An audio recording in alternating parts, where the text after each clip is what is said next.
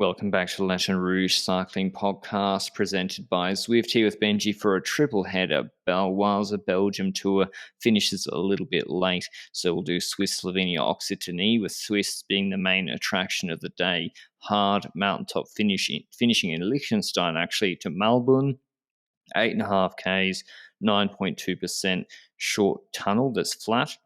And then another 2-3 Ks that kick up that were pretty steep. They also do the Lukmanier Pass, 30 Ks at 5%, hot conditions, full sang in the leader's jersey, but only one COVID positive this morning, which improbable, but only one COVID positive, rider pulling out. So I think it was Marco Haller on Bora Hansgrohe. So yeah, that was interesting, but that's what it was. The race continued, which I guess is good for the race. So the question was, could Higuita take time? Vlasov out, but could he take enough time?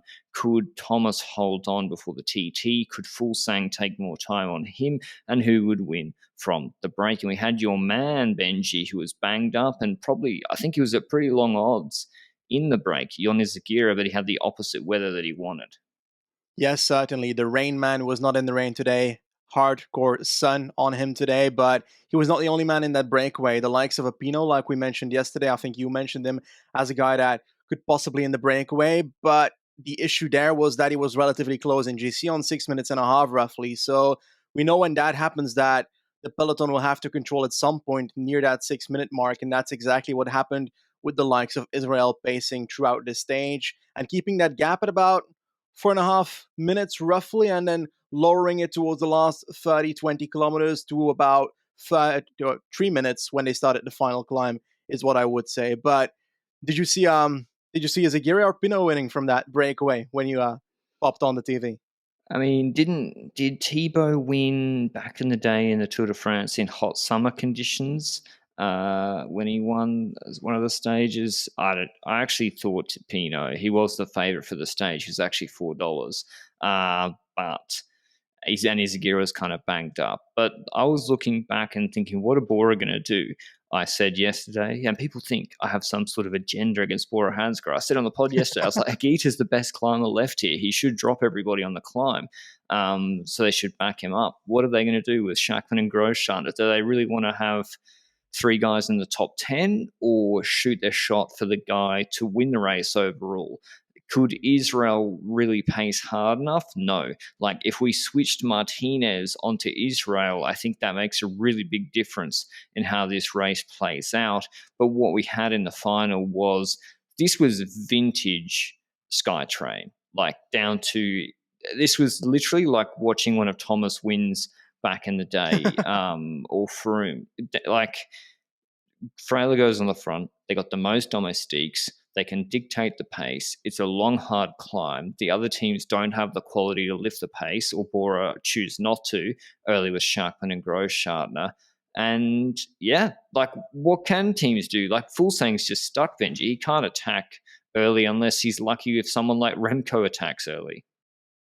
Yes, certainly, and that's exactly what occurred there. Like, a scenario where Fuglsang can attack needs to be a scenario where he either can drop every domestique in that attack, and then the GC leader from the opposing team has to respond instantly, or there needs to be a scenario where he's got men to do that for him, men to thin out the group that's with him, thin out the domestiques of the other people, and that's also not the case here because they spend a lot of energy pacing or keeping the gap controlled on the flat beforehand as well when it comes to Israel. So lost a few margins of their energy there, but yeah, Remco attacked. He decided to go for a bit of a move. Fuglsang responded to that, which, I don't know, I found that weird.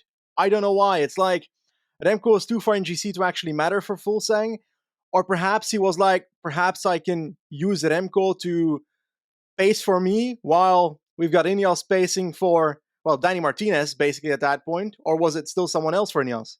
I think it was Martinez, and he chased them down. Fuglsang didn't fully commit, and then Martinez kept pacing. He kind of weirdly, he made a mistake, I think, at the end of his pull. He finished his pull really hard with a little kick, and it kind of gapped Thomas a little bit, and in that lull, Higuita attacks. And this is perfect for Thomas because Thomas is on Fuglsang's wheel. He's not so concerned about Higuita. He's going to smoke him in the TT, and he's already a little bit behind him. And so he knows, well, maybe he's gambling Will Fulsang chase Igita up the road? Izagirre goes, looks like he's going to win. Benji's going to be a genius. Unfortunately, Thibaut Pinot resurrected himself, came back, danced past him at 2.6Ks to go, went on to win the stage. He better have won the stage because no one was helping. Reichenbach didn't help Kung. Pinot didn't help Kung all week. Like, what is Reichenbach doing? Oh, maybe I missed it. Like, I'm looking down. Yeah, that makes no sense. Reichenbach not helping Kung. But anyway, maybe if Kung had a different passport, it might be different. Oh no, Reichenbach's Swiss. What am I talking about? Just weird all around. So Pinot wins the stage. Huge win for him. He won at the Alps, and now he's winning a World Tour stage before going for the King of the Mountains, apparently in Tour de France. So he's in very good shape for that. But then back in the GC group, it played out perfectly for Thomas Benji. Fulsang pacing. He sat in the entire time. This looked like vintage Thomas tactics. Waited. Igita out in front, and the draft still matters a little bit on this finish. Igita with a nice little gap of 15 to 20, and then Thomas last 500-meter kick, surge in the saddle, closes the gap very as much as possible, gaps Fulsang, and pretty much wraps up GC without any problems tomorrow with Igita. So Pinot wins the stage, but Igita, he finished 11 seconds ahead of Thomas, as I expected. Like, if you look at his Pratitativo 35-40-minute form last year and his weight on this steep gradients against the caliber of Thomas and Fulsang, he should be doing this. So good result from him, but the first time I've seen him out front in a climb like this. And he paid a little bit. He flagged, I think, out front. And then it was Fulsang on 20 seconds to Igita, Pozzo nice on about 30, and then Powers 219, Evenepoel dropped, and Kuhn was on 259. So he lost a fair bit today. But Thomas doesn't go into leader's jersey. He gives it over to Igita. This is literally the perfect day for Ineos, Benji. Like, classic tactics. They couldn't have hoped for it better.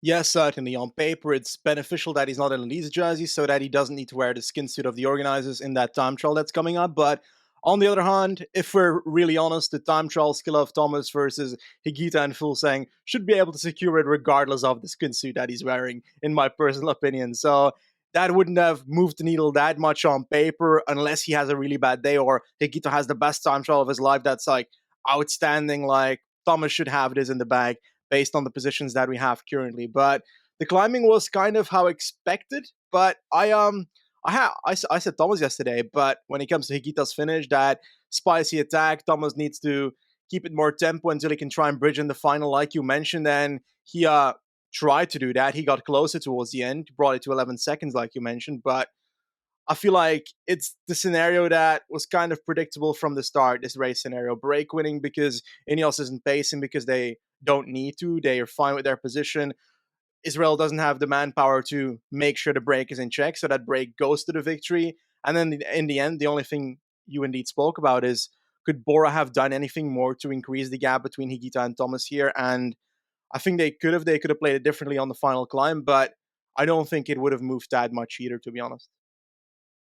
Yeah, maybe they could have set up his attack a little bit more, but maybe Igita couldn't go from further out. Like, he was flagging a little bit at the end, and if he does attack and he's pacing against Martinez with 5Ks to go, he risks maybe even losing time. So Ineos perfection and Thomas looking set to win GC. In terms of third, though, Kung is on, let me look, 219. So he's 2 minutes behind Fulsang. I don't think can he make up 2 minutes in 25Ks? Nah. Well, Fulsang's not a rookie either, you know? Nah. And if Reichenbach paced for Kung today, if Pinot paced for Kung yesterday, they might have been 20-ish seconds closer, perhaps. So it still wouldn't have mattered, I think. So it's top 5 for Stefan Kung, probably. Actually, Nelson Paulus' time trial is going to be pretty good for 4th, I think. And motivated to move that's up a minute 03. Pozzo, Vivo, and Reichenbach. Pozzo depends on his day, but on paper, Kung should be able to get 42 seconds on Pozzo. So I think Kung will end top 5 into the Swiss, which is bloody fantastic. Crazy, and he'll want the stage win, most importantly, I think, tomorrow. So he'll be going full gas, 25Ks from Vaduz to Vaduz in Liechtenstein.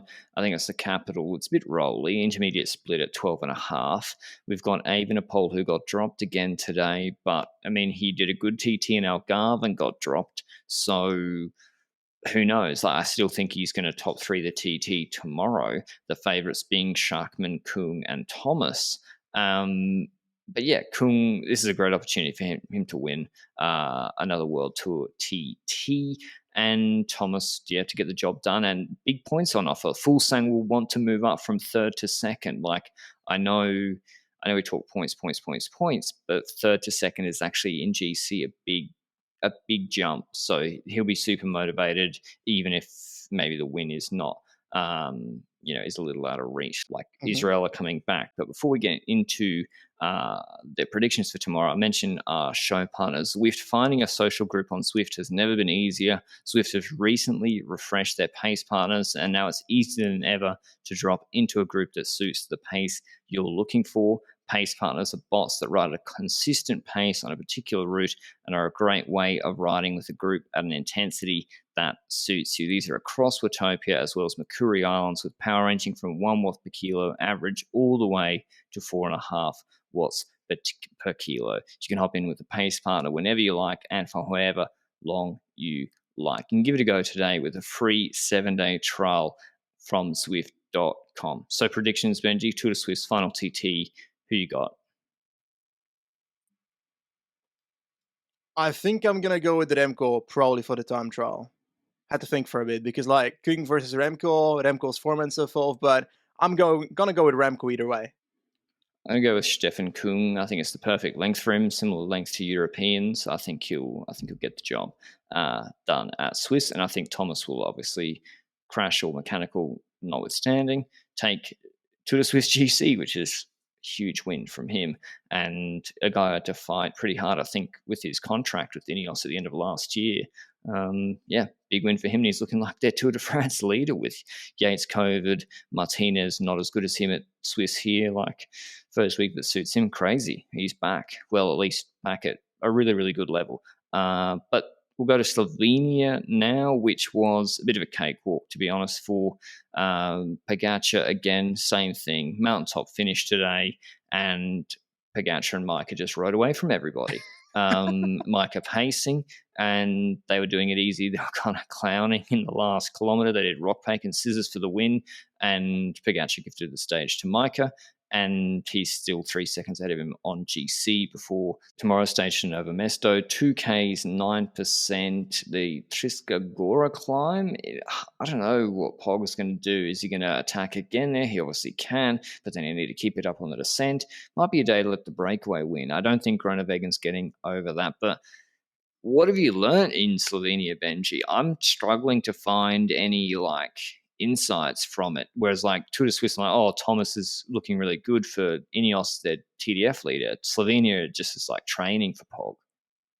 Yeah, there's not too much in it, is it? Because when we see Pogačar slapping people in this race, it's because on paper he should be slapping them by a lot. So he's probably breaking on the climbs to make sure Micah can follow so they can give the stage to Micah at certain points. So I think I just feel like the only thing I got out of this was that Micah's in an okay form for the Tour. And whether that's good okay or meh okay is impossible to digest from this race, I think. But hey, Pogačar's training camp was visible on TV this time around. And hey, that happened. So that's the Tour of Slovenia for you. Should they move the Tour of Slovenia?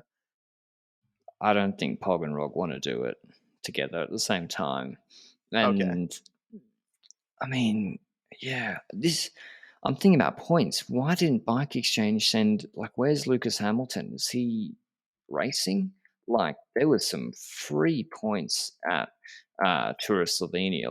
Third on GC is Novak. Albanese is fourth on GC. Yeah. Anyway, just not many. Only Bahrain, UAE, and Astana are here, and Bahrain. But yeah. And Bike Exchange, sorry.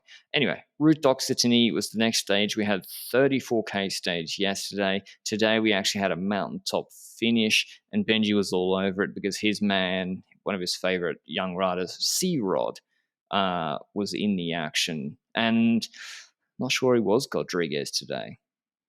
Well, he was the Rodriguez because he's also next to Christian Rodriguez, who is also in this race. So, again, the 1v1 that we always see between...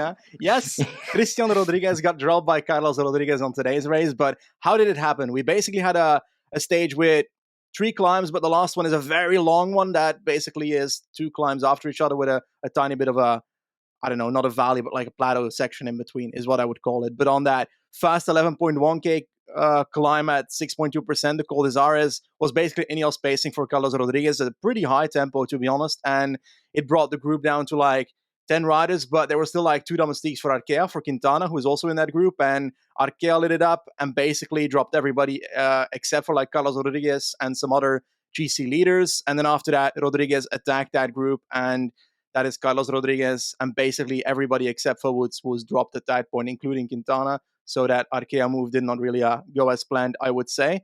And from that point onwards, they just rode over the top of that climb, went to the final climb, and on that climb, it was a bit too steep or a bit too hard for Rodriguez himself, because Michael Woods was better and straight up dropped him. And towards the end of the climb, it became tense because Carlos Rodriguez was about to be caught by Herrada and Valverde on the line, and he only had like 1 second left on the line on those two riders. So Woods taking it, Carlos Rodriguez in second, and Herrada, Valverde 1 second later. So I think, well, Israel doing good, eh? Like, it's crazy.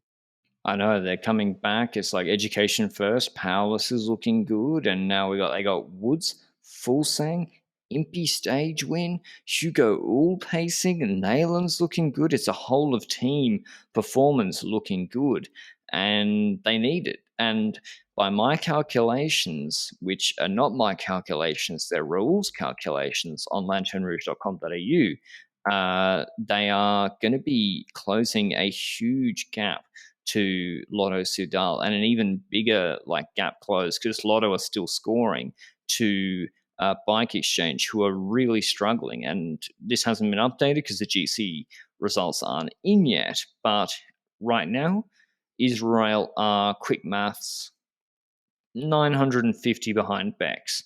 They are 670 behind Lotto Soudal.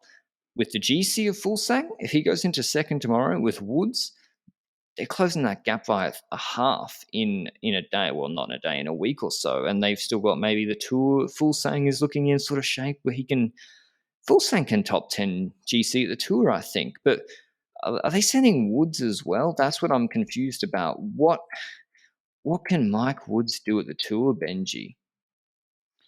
Oh, I think when you look at the parcours that are available, I feel like there's some transitioning stages where he could be in the breakaway, but I also fear that they might be able to force him into they can't force Woods into a GC battle, right? Like the cobble stage being there and so forth. I don't see that TTs. happening. Exactly. So it has to be transitioning breakaways and perhaps a mountain breakaway somewhere. But like you said, bridging the gap to Lotto, and I think Swiss is like 500 points for the winner, but Fulsang ain't gonna be far behind there. So yeah, like you said, it's gonna be a big leap for them. But when it comes to the Tour, I don't know. I think Fulsang is definitely their GC rider there, unless Chris Froome I think so. pops out of his resurrection right here. I hope, yeah, for my wallet. Yeah, Froome's competing for the podium. Imagine the videos. But unfortunately, I don't think it's happening. Maybe Thomas can do it. That'll help with the British interest. But yeah, I think Fulsang's a man for GC. But it's weird. Like, I know people say, oh, it's a disgrace. The point system it's taking. Well, first of all, it's sent Woods. We're having a battle between Woods and Rodriguez at Occitanie. That's good entertainment in a 2.1 race. And listen, I think there's a lot of problems with the point system, notwithstanding the fact that apparently if you're affected by COVID, it shouldn't affect your points. So good luck, the UCI, navigating that minefield, because Bike Exchange have had Herald Sun Tour, Tour Down Under, Cadell's Torquay cancelled for 2 years straight where they'd normally score points. So how have they not been affected by COVID? But that aside, I think we are seeing good racing and good start lists at these smaller races, which is maybe the unintended or intended consequence, whichever one whether the UCI wants to say of this. And tomorrow's stage, it's looks like a sprint stage, to be honest, at Occitanie, where Max Canter, surely Movistar will try again against Jon Aberasturi on Trek and Bonifacio on Total. I'm sure I'm missing another sprinter, but yeah, Woods should take the lead. And Viviani, really like to see Viviani, needs to be winning that. Oh no, Demar, forgot he was here. He will clean it. Sorry, everybody. But Demar will be winning tomorrow's stage, one would think. But yeah, I don't know. Well, the point I was making about the points was I don't think it's necessarily just points why you shouldn't take Woods to the Tour. Like, shouldn't he be preparing for more suitable targets for him? Because I don't think the parkour at the Tour really suits him, and they have Fuglsang going for GC there. Well, if you think about the possible options they have, what races during the Tour de France are available for him to score points at? Yes, you're looking at like 1 week races that are in between there, but I'm actually not sure about the parcours for them. But I'm thinking about Italian classics then, and those are later in the year and instead of the Vuelta. So is the Vuelta then the better option over the Italian classics? I think this year Italian Bologna. classics is the I'd get him to peak that's the for week Bologna. after Tour, Yeah, right? so Or he could properly prepare with an altitude camp for Bologna and top three it. Or is it too? like Is it not hard enough for Woods? I think it should be. Is there a time trial again? That might be troublesome. Yeah, that's the thing. And if Almeida And the goes sense, again, Remco goes, descents, of course, tricky parkour. But yeah, anyway, it's definitely was a lot of racing on at the moment. It's actually going to be easier for us during the Tour. Tomorrow it all wraps up, and then we have pretty much no racing. We'll obviously have the Tour de France preview dropping in about a week. Next weekend before the Tour, I'm sure as we'll post it, every favorite will pull out with something. No, hopefully, God forbid, but that's been our luck this year. But you have to do a preview early. And Jumbo Visma are back at team. UAE, I don't know, I just hope COVID doesn't affect it, Benji, because UAE, Jumbo, Ineos, Bora, top four teams already been affected pretty badly by it. But that's all from us today. We'll see you with the recaps of Swiss, Occitanie, Slovenia, and Bauwasa, which is finishing a bit late tomorrow. Ciao.